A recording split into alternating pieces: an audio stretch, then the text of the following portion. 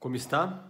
Eu sou o Dr. Fernando Lemos, coloproctologista do Rio Grande do Sul, especialista das doenças do intestino, e neste vídeo eu quero responder grandes dúvidas que foram me perguntadas na última live. Eu fiz umas anotações aqui e eu vou tentar responder algumas dessas perguntas aqui, que logo mais nós faremos, a pedido de muitos, uma outra live para responder perguntas também ao vivo. Vamos lá. Primeira pergunta aqui. Estou usando Psyllium e mesmo assim o meu intestino não esvazia completamente. Tem um vídeo aqui que eu falo sobre o Psyllium, que é uma fibra muito boa, uma fibra que ajuda também a você perder peso, né? E nesse vídeo eu disse que ela é interessante para pessoas que têm constipação intestinal, intestino preso, e que tem aquela sensação de que defeca e não esvazia tudo. Mas só que essa pergunta dessa nossa seguidora aqui está dizendo que ela está fazendo isso e não está conseguindo esvaziar completamente. O que pode estar acontecendo? Alguns detalhes. Primeiro detalhe, o mais básico de todos. Se você usar fibra e você não tomar a quantidade de água adequada para o teu peso, não use fibra. Ela vai te estufar, ela vai te trancar e você vai ter piora da constipação intestinal do teu intestino preso. Qual é a quantidade correta de água? Pega o teu peso e multiplica por 0,03. Você vai ter exatamente a quantidade de litros que você tem que fazer uso por dia. Sem esquecer aquela grande dica dos 600 ml de água em jejum que eu ensino para todo mundo e muitas pessoas mudaram a sua vida através desse vídeo. Quem não assistiu, assista lá. Beber água em jejum. Opinião do especialista. Um vídeo nosso que correu o mundo e mudou a vida de muitas pessoas por causa desse vídeo. Então talvez você está usando Psyllium e não está ingerindo a quantidade de água correta e não está fazendo os 30 minutos de caminhada que você tem que fazer por dia. Quer repor fibra? Tome água e faça 30 minutos de caminhada aeróbica. Porém, nesse vídeo do Psyllium e de outros que eu falo em relação à fibra, eu explico que tem algumas pessoas que têm bloqueio defecatório. Bloqueio defecatório é aquela pessoa que o problema está na saída. Até o intestino funciona bem. O problema é quando as fezes vão chegar na parte final do reto para serem expelidas, tranca na saída. Pessoas que têm retocele, tem um vídeo que eu falo sobre retocele. Pessoa que tem algum prolapso mucoso, que é o intestino um pouquinho caído. Pessoas que têm enterocele, sigmoidocele. Esse tipo de paciente, que geralmente são pessoas mais velhas, pessoas que já tiveram várias gestações ou gestações por parto normal. Essas pessoas eu não indico usar a fibra. Eu contraindico o uso do Psyllium ou da fibra de trigo ou de qualquer tipo de fibra que é vendido nas farmácias, né? Como também tem pacientes que são constipadas severas, têm inércia colônica, que eu não utilizo fibra. Aí o meu tratamento é com lubrificante. A fibra eu utilizo em pacientes que são constipados leves para moderados. Pessoas que são constipados muito severos, que passam 4, 5, 6, 7 dias ou mais sem defecar, eu nunca também utilizo uma fibra. Então você tem que ver se você não está enquadrado em algum desses exemplos que eu citei, que talvez está te prejudicando a utilização da fibra. Vamos para outra pergunta? Vamos lá. Meu filho tem megacólon congênito. Qual o tratamento?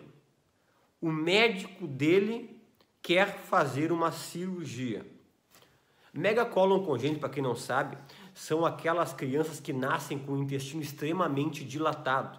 É algo incomum, mas cada vez mais eu tenho visto pessoas relatando isso com seus filhos.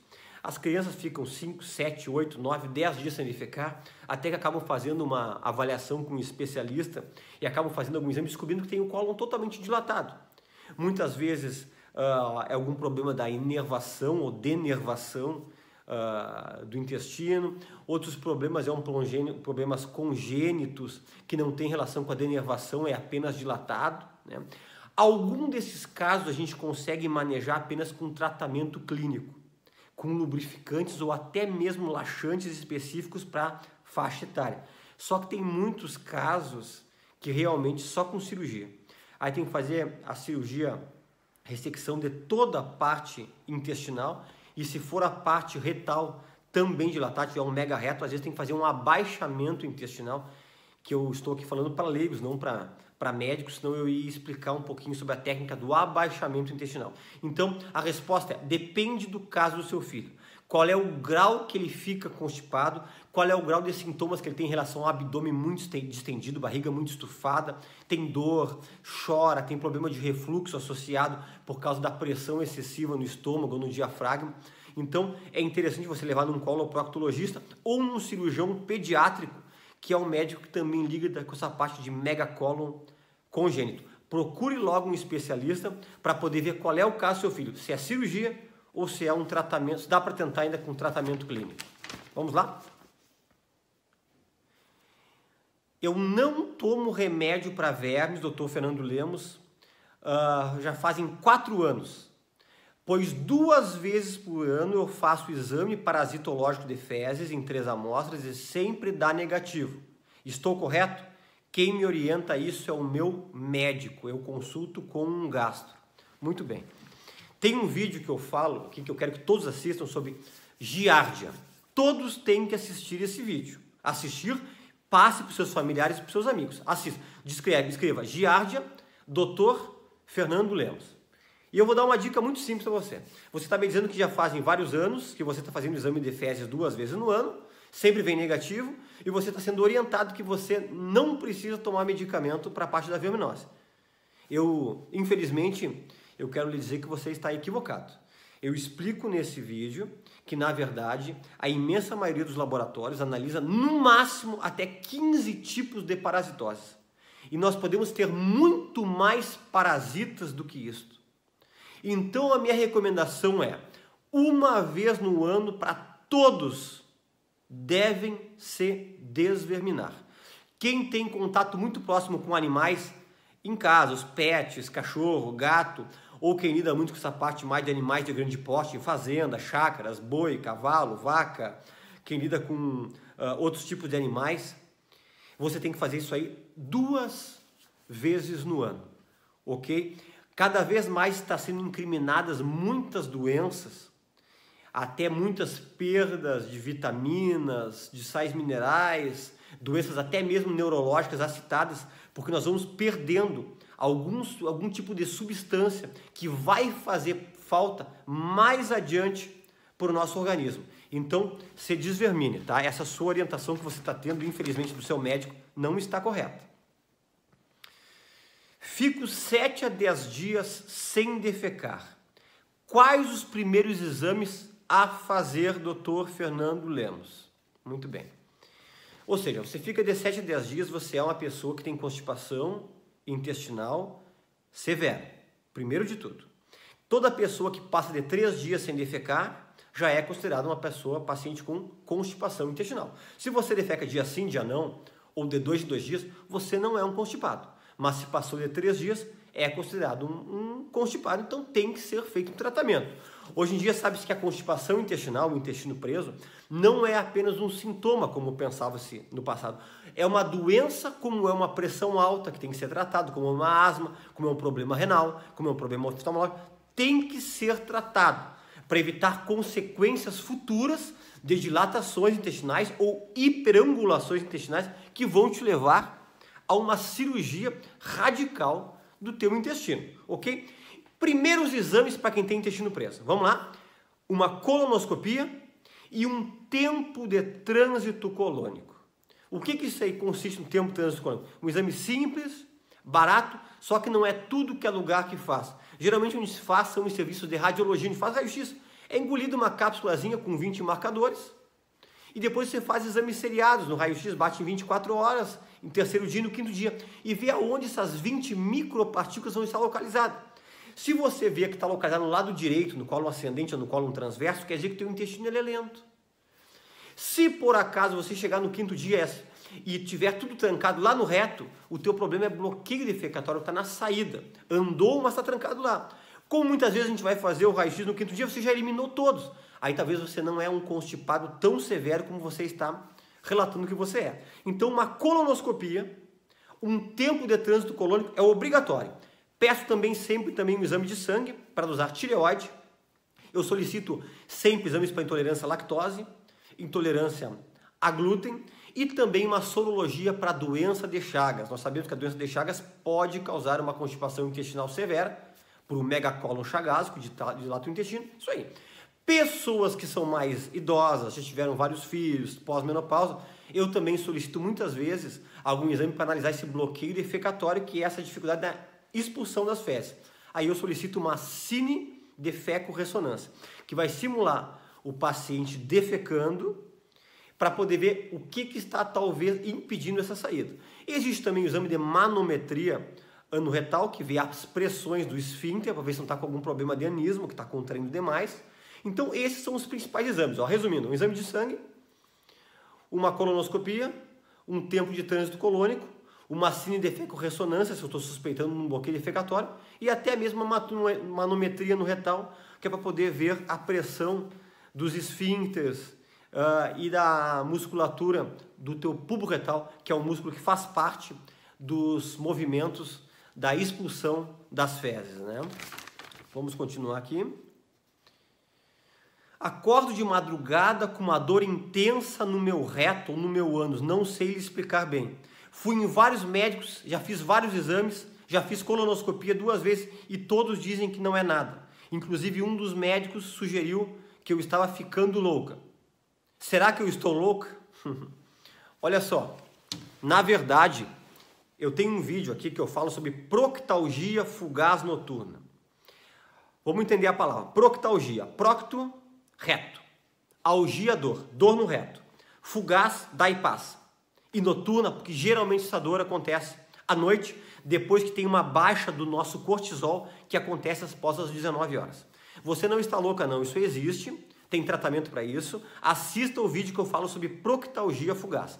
Tem muitas pessoas que acordam no meio da noite com uma dor intensa no reto, é uma dor forte, lancinante, geralmente o paciente tenta ir no banheiro defecar e não resolve, depois ele deita, caminha, daqui a pouco a dor desaparece. Isso aí geralmente é uma doença um pouco desconhecida, geralmente quem entende isso são coloproctologistas. Isso tem relação com uma falha da circulação, geralmente no turno da noite ou da madrugada, né? Tanto que antigamente o nome dessa patologia chamava-se angina do ânus ou angina de reto, porque é uma falta de circulação no reto. Tanto que o tratamento consiste em você usar um vasodilatador, exemplo, um isordil sublingual, bem no momento que te dá crise. Tem que abortar a crise no início. Para cada vez que você fizer isso, cada vez mais essas crises vão ficar sendo esparçadas, até que chega uma hora que desaparece. Mas eu sugiro sim você procurar um coloproctologista para lhe examinar e lhe explicar com mais detalhes como é que é o tratamento dessa proctalgia fugaz, que realmente existe. Continuando. Eu sou trancada do intestino e eu uso uma duchinha via retal para esvaziar o meu intestino. Uso todos os dias. Posso continuar utilizando? Deixa eu explicar para você que está aqui assistindo, que nem imagina o que seja isso. Existem muitos pacientes, mais mulheres, que são mais constipadas que os homens, que como não defecam, usam a duchinha do chuveiro, introduzem no ânus, no reto, e ligam a água como se fosse fazer uma lavagem intestinal. E depois defecam. Por acaso também eu tenho um vídeo que eu falo sobre o uso da ducha higiênica para defecação. Na verdade, isso aí é um hábito errado. Você vai acabar dilatando o teu reto. Você está deixando o teu reto acostumado de necessitar desse grande volume de água, de líquido para você defecar. E na verdade você está se enganando que está esvaziando o teu intestino. Com essa ducha, ou mesmo que fosse fazer um enema, um fosfenema, um fluidenema, um enema glicerinado, isso aqui eu explico até mesmo para médicos que não são especialistas. Você só limpa a parte final do reto do intestino. Talvez até o sigmoide, talvez peça uns 15 centímetros no máximo. A parte de cima do intestino, você não limpa. Isso aí deveria ser com algum medicamento via oral. E se você tem um problema apenas de bloqueio defecatório, você tem que fazer um exame de feco-ressonância e uma manometria retonal para poder corrigir ou cirurgicamente, ou com medicamentos, ou até mesmo com algum tipo de supositório, mas não essa quantidade de água que a ducha, você nunca tem uma noção da quantidade de água e a pressão que você coloca para dentro do teu reto usando a ducha higiênica. E vocês podem ficar surpresos com isso que eu estou falando. É muito mais comum do que vocês imaginam. Não tem um dia que não chega um paciente, ou paciente, masculino ou feminino, dizendo que usa essa ducha para poder defecar. Mas não faça isso. Procure um coloproctologista para poder lhe orientar. Vamos lá. Fiz 2 cirurgias de fissura anal e estou novamente com a fissura. Será que eu nunca vou melhorar? Primeiro de tudo, converse com o médico que lhe operou. Primeiro que você tem que fazer um exame de manometria anorretal para ver a pressão do seu reto. Muitos pacientes são submetidos a cirurgias de fissura anal e apenas a fissura, o corte é retirado, mas não é feito um relaxamento na musculatura do esfíncter anal interno, obviamente que é uma secção parcial, o nome chama-se esfincterotomia lateral interna parcial, que é para relaxar. Se não for feito isso, não melhora. Por acaso, hoje eu tive 2 cirurgias de pacientes, foram operados em outros municípios, por outros médicos, que já estavam com cirurgias repetitivas de fissura. E o problema era que não estava sendo relaxado. Eu só fiz uma cirurgia rápida de relaxamento da musculatura do esfíncter e com certeza esse paciente vai ficar curado. Outro detalhe que tem que ser investigado quando você está operando fissura não está melhorando. Doença sexualmente transmissível. Dose parte de sífilis e HIV. Porque existe algum tipo de fissura, que são as fissuras mais laterais da região do ânus, que às vezes não é com cirurgia que resolve, é com tratamento para essa doença sexualmente transmissível, ok? Então, 2 dicas. Talvez tenha que investigar a pressão da tua musculatura do teu esfíncter, que esteja muito aumentada, e quanto mais apertado, menos circulação para o local e menos cicatriza. E a outra coisa, investigar doença sexualmente transmissível. Eu tive semana retrasada um caso de um paciente que estava tratando fissura anal e eu solicitei e veio uma alta titulação para sífilis. Eu tratei ele, ele evitou cirurgia, cicatrizou completamente.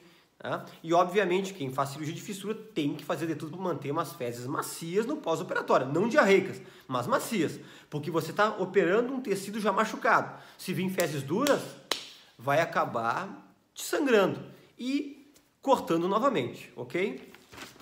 Vamos lá, já estamos indo para as últimas perguntas. Doutor Fernando, eu tenho dor no lado esquerdo do meu abdômen. Nunca melhora. Que exames fazer? Dor no lado esquerdo do abdômen, no flanco esquerdo ou fossa ilíaca esquerda. 2 exames iniciais. Uma tomografia computadorizada de abdômen total com contraste e uma videocolonoscopia. Lado esquerdo, principalmente o que tem que investigar? Intestino, divertículos ou alguma angulação no intestino, uma sigmoidocele, ou até mesmo um tumor no lado esquerdo, algum pólipo muito volumoso. Lado esquerdo, não esquece que a gente tem baço, nós temos os rins, tem a parte do ovário esquerdo, que isso aí uma tomografia vai investigar muito bem. Então essas 2 coisas são fundamentais, uma tomografia de abdômen total e uma videocolonoscopia e investigação de dor do lado esquerdo do abdômen. É fundamental ter esses 2 exames.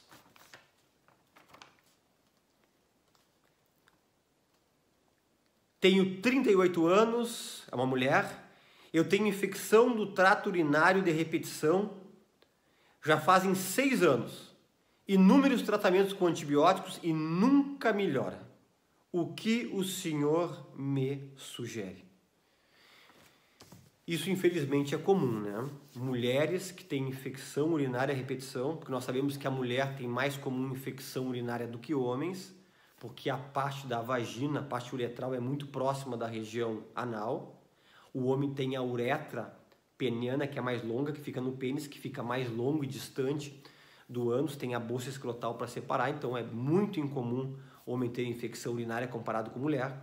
Se você começa com infecção urinária a repetição, já fez tratamento com antibiótico e não está melhorando, 2 detalhes eu sugiro, muito objetivo. Fazer uma reposição com probiótico. Tem um vídeo que eu falo sobre o que são pré-bióticos, probióticos, simbióticos, né? O probiótico são bactérias benéficas que você vai ingerir, Geralmente eu indico acima de 2 a 4 bilhões de cepas dia. Eu utilizo diariamente probióticos, tem vários benefícios. Tem um vídeo que o título do vídeo é Por que eu uso probióticos diariamente, né? E falo os grandes benefícios.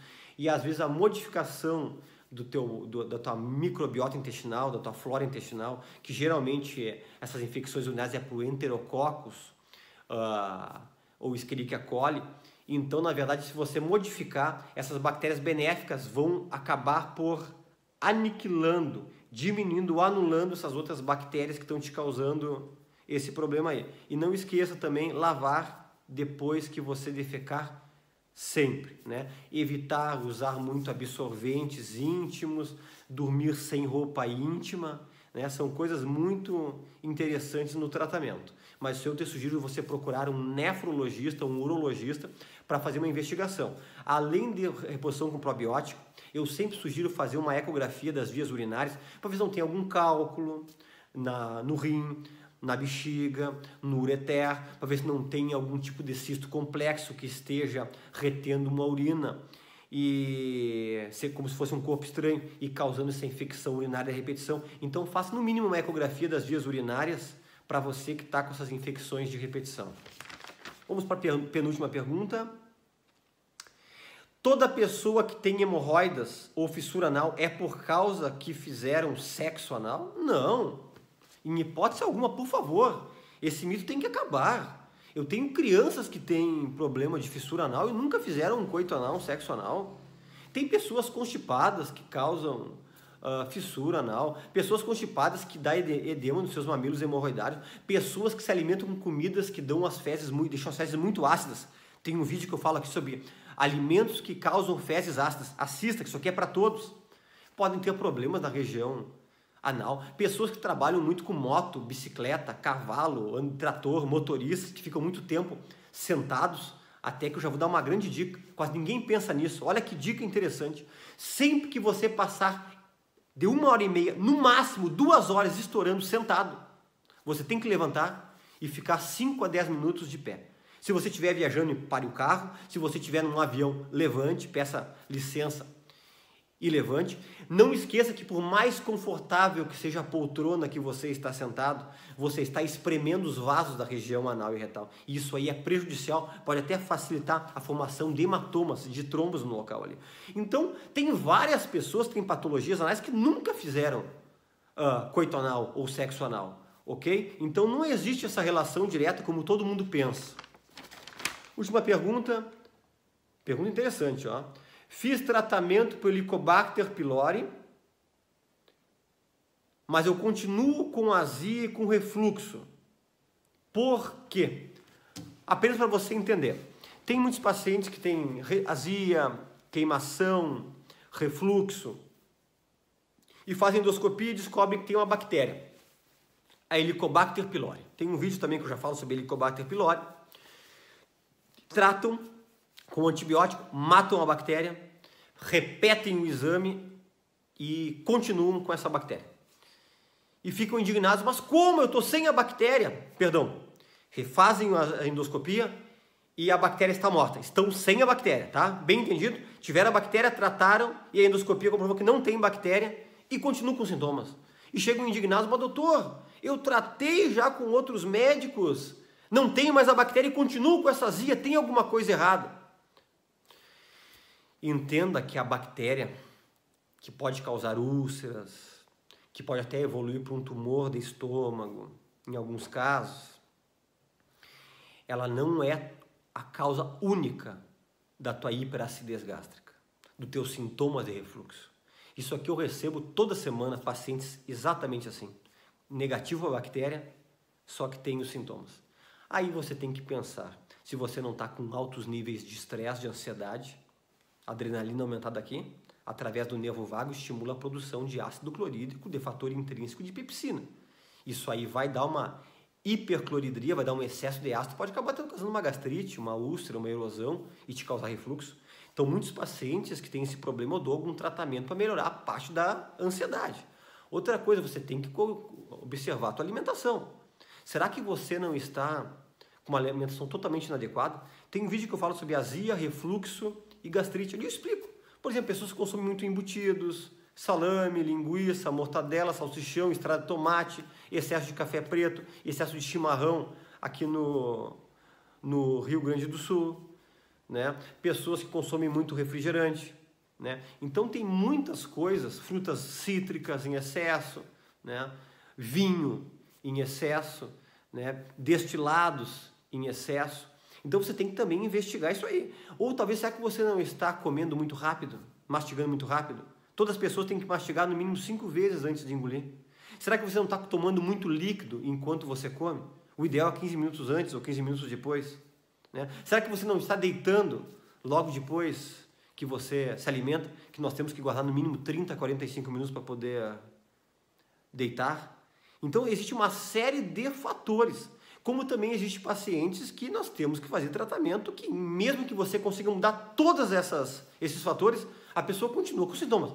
Esses pacientes sim merecem um tratamento, ok? Se inscreva no canal agora, dê um like, não esqueça de nos dar um like, e nós nos encontramos num próximo vídeo. Até!